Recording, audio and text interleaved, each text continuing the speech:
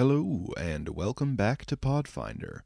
My name is Philip, and I'm here to talk about Pathfinder 2nd Edition. This is part of a series I am producing covering the various deities in the Pathfinder role-playing game and its setting, the world of Golarion.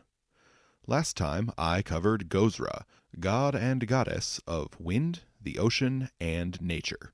But now you'll need your eyeliner and your Green Day, because this time I am changing gears and covering something a lot more secretive and sinister.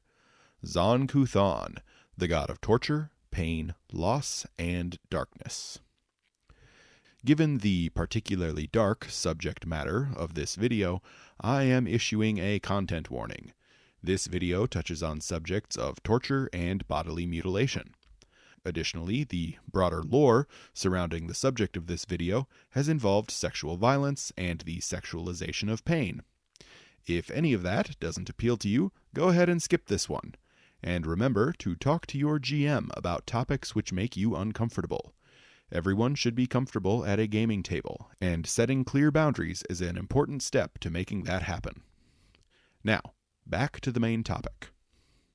Zon Kuthon is ancient, in a way, though his current identity as a god of torture is relatively young, at least on the scale of gods. His followers refer to him by many names, including the Midnight Lord, the Prince of Pain, and the Dark Prince. He is a vicious, cruel, and twisted god who encourages his followers to delight in causing and experiencing pain. Outside of his dedicated clergy, he is primarily worshipped by professional torturers, sadists, and masochists. His faith is also the state religion of the nation of Nidal. Zon Kuthon has a uniquely terrifying appearance, even among the gods. He is generally thought to be a tall, thin man with gray-pale skin. His figure is covered in scars, piercings, and torn flesh. Hooks and chains pull at his skin, drawing it tight over his bones. He wears a perpetual grin, his lips having been removed, and his fingers end in long, sharp claws. He dresses in black clothing, typically made from leather. His followers will sometimes simplify his appearance in their depictions, choosing to show him simply as a gaunt, pale man with a single grisly wound. Zon Kuthon makes his home in the Netherworld, previously called the Shadow Plane, in his divine realm called Jovai Kain. Once intended to be the Midnight Lord's prison, his home now exists as a towering wall of impenetrable and absolute darkness within the Netherworld. It is visible for miles in all directions, stretching high into the clouds. The realm is devoid of any and all light, so not even the most devout Kuthonites know what is inside. In addition to the impossible darkness, Jovai Kain is filled with an unending symphony of screams and wails of agony. Devout followers of Zon Kuthon, called Kuthonites or Kuthites, live lives centered around pain, both experiencing it themselves and causing it in others. The Church's doctrine is generally broad and simplistic, allowing followers to pursue their beliefs in a variety of ways. This works to the Church's advantage in most of the world, since Kuthonites are widely despised and persecuted by most societies. Few worshippers outside of Nidal openly display their faith, opting instead to carry out their sadistic practices in secret. Those who do practice their faith openly are commonly torturers, inquisitors, or battlefield surgeons. These professions allow the faithful to embrace their beliefs in a way which society deems acceptable, or at least a necessary evil. Temples and churches to Zon Kuthon are often fully functional torture chambers. In places where the faith has a more permanent presence, these places might be carefully decorated, or stocked with all manner of torture devices and tools of the trade. In places where the faith is particularly new, or is hounded by mainstream society, a temple might be set up in a remote cave, or the basement of an abandoned building. Torture devices in these more secretive locales will often consist of tools which might be easily disguised as equipment for some less nefarious trade. One decorative fixture within temples will often be a representation of the Prince of Pain, often either an empty Iron Maiden or a corpse which was ritualistically tortured and sacrificed at a recent worship service. Zon Kuthon's holy text is called Umbral Leaves. Never to be accused of being subtle, the Church typically produces copies of the text only in books made from the flayed skin of its victims. The text itself is made up of the ravings of the Midnight Lord's mad prophets. The passages are disjointed and impossible to completely decipher. Zon Kuthon's mind works in ways incompatible with the minds of mortals, or indeed other gods. On Golarion, the Prince of Pain is only widely worshipped in Nidal, which is a primarily human nation.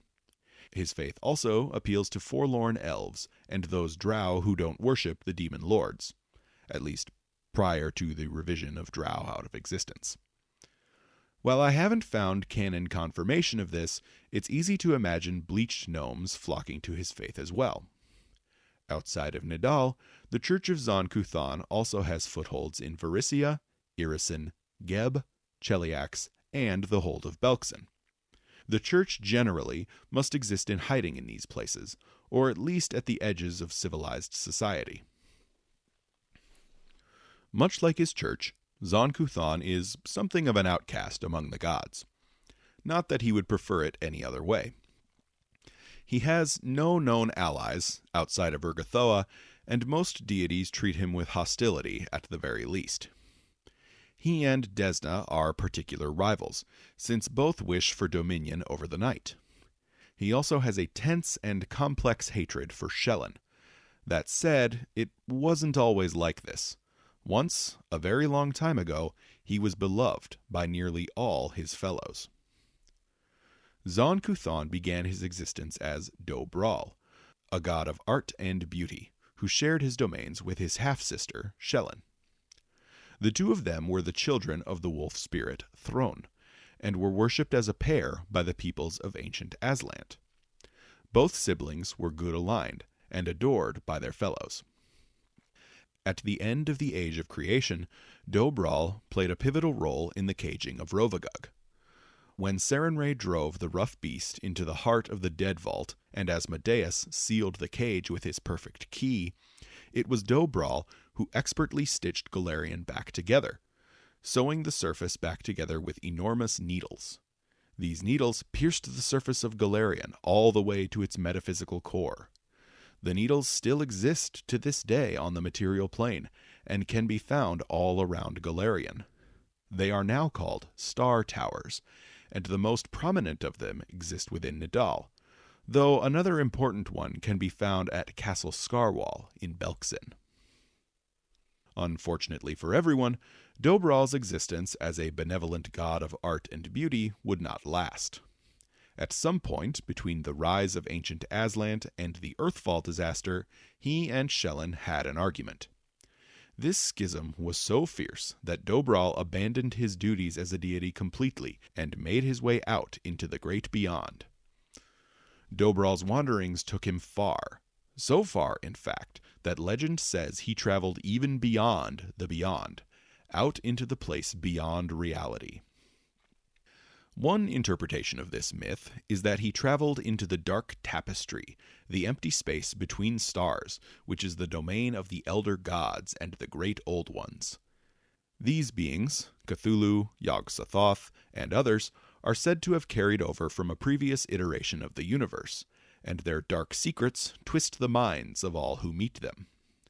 Another interpretation, somehow more terrifying, is that Dou Bral passed out of existence itself, beyond even the eyes of Pharasma. I'll cover Pharasma's place in the Pathfinder cosmology in a later video, but for now, let me emphasize just how impossible this should be. She sees all, and I mean all. Only in the last century has her ability to predict the future been shaken. If Dou Bral passed out of her sight, out of reality itself, then it becomes impossible to say exactly what he might have found. Or, perhaps more appropriately, what might have found him. Regardless of exactly where he went, Dou Bral would not be gone for long. At least, in a sense.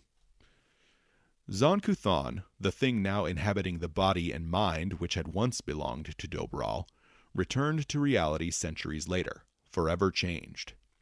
He faced his sister Shelyn, who tried to welcome him back, but he threw her kindness back in her face, responding instead with disgust and wrath. The two fought and nearly forced all of divinity into an existential war, until Abadar brokered a peace. Abadar negotiated the terms of the Midnight Lord's retreat from reality. Zon Kuthon would be imprisoned in the Netherworld for all time, until the sun no longer rose over Golarion. In exchange, when and if he was released, he would claim exactly one item of his choice from Abadar's legendary First Vault. This agreement seemed permanent, until the clouds of ash and dust from the Earthfall calamity blotted out the sun on Golarion's surface during the Age of Darkness. And so, Zon Kuthon emerged from the Netherworld and claimed as his payment the first shadow from the depths of the First Vault. He took this shadow being back into his new home of Jovai Kain and used it to form his realm into an even more terrible place of misery, darkness, and pain. To clarify, he took the shadow creature, not the first shadow as a broad concept. One more detail about Zon Kuthon worth mentioning is his glaive. While his favored weapon in modern times is the spiked chain, the Prince of Pain once wielded a magnificent glaive known as the Whisperer of Souls. According to some legends, this weapon was passed to him after he promised he would never lay a hand on his sister Shelyn, and this promise was what allowed her to wrest the glaive from his grip during their final fight. Other tales tell of how the power of the weapon drove him mad the instant he laid hands upon it, lashing out and slaughtering the smith who crafted it, as well as Shelyn's own mother. The Whisperer of Souls harvests the souls of its victims and stores them within itself. Once the weapon has consumed 100 souls, it is said it will transform into a new god, full of terrible power and malice. Fortunately, Shelyn has spent years releasing the souls trapped within the weapon, leaving the universe much safer. For players who might be interested in characters who follow Zon Kuthon, here are a few useful details. For those using the alignment rules, Zon Kuthon is a lawful evil deity, and will accept clerics of lawful neutral, lawful evil, and neutral evil alignments. His edicts are to bring pain to the world and to mutilate your body. Conversely, to create permanent or long-lasting light sources, or to provide comfort to those who suffer, are both anathema to Zon Kuthon. He is a deeply pleasant fellow. His holy symbol is a skull with a chain running through the eye sockets. His domains are ambition, darkness, destruction, and pain. He has the alternate domain of void. Zon Kuthon's sacred colors are dark gray and red, though followers will often incorporate other dark colors into their dress as well. Open worshippers will often incorporate metal spikes and skin-tight leather into their outfits. The faithful might also display signs of the suffering they have endured for their faith: scars, bandages, healing wounds, and the like. Followers of Zon Kuthon have no preference between light, medium, or heavy armor, though they might decorate heavier armors with additional spikes or chains to compensate for their inability to display wounds or scars.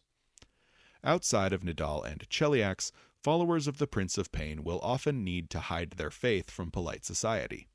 These followers might keep holy symbols hidden on their person, or use long-sleeved or flowing clothing to mask the signs of their suffering. The Midnight Lord's favored weapon is the spiked chain, a weapon rarely wielded outside of his devotees. In addition to the spiked chain, devotees of Zon Kuthon might wield other weapons intended to inflict pain: whips, scorpion whips, flails, armor spikes, and the like. Weapons that deal non-lethal damage might also be employed, so the wielder might prolong their victim's suffering. A rare few followers might elect to wield a glaive, in reference to their god's lost weapon, the Whisperer of Souls. Kuthonites who can afford to do so will likely decorate their weapons in ways which inspire fear in their opponents. Zon Kuthon's favorite animal is the bat, though he also favors parasites and ants. In reference to his herald, the Prince of Chains, the Midnight Lord also favors rabid wolves. Most of Zon Kuthon's formal clergy are clerics, both in and outside Nadaal, though the druids of the Shades of the Duskwood are also noteworthy. In regions where the church must exist in hiding, followers will, by necessity, be experts at blending into society. This might manifest in classes or archetypes which emphasize social skills or dual identities, such as the rogue or the vigilante. Inside Nadaal and its allied nations, followers might be members of any class. Some followers might be members of classes or archetypes which emphasize strikes which can deal non-lethal damage, such as the monk or the martial artist. Two archetypes in specific are closely tied to the Netherworld and Zon Kuthon, the Shadow Dancer and the Shadow Caster. Each of these archetypes can be found among the faithful of the Prince of Pain. Humans and half-elves make up the majority of Zon Kuthon's followers. Nadaal is a human-centric nation, and the church has a substantial presence in Varisia, Irisin, Cheliax, and Geb. The faith of the Midnight Lord has also taken root among the orcs of the Hold of Belkzen. The Church of Zon Kuthon has also established itself in Tian Sha, though the specifics of how the church manifests there are not firmly established. Devout followers of the Prince of Pain will often live secretive lives centered around hiding their faith. They will devote themselves to causing and experiencing pain, most often physical, but also emotional and psychological.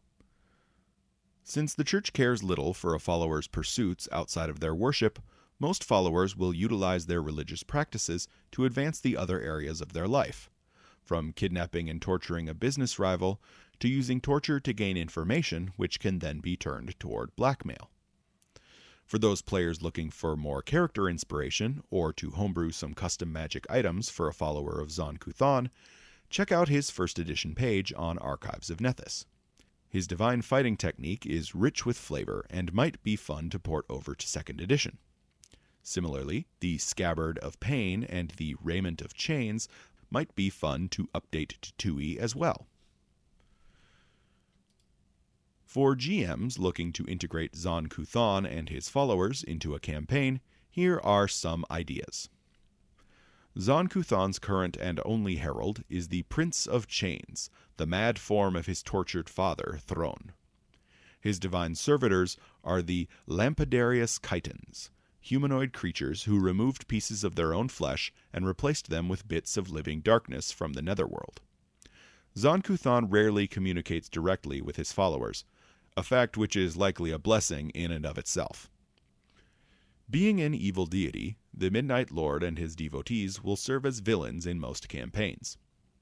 Kuthonites make for excellent, unsympathetic villains.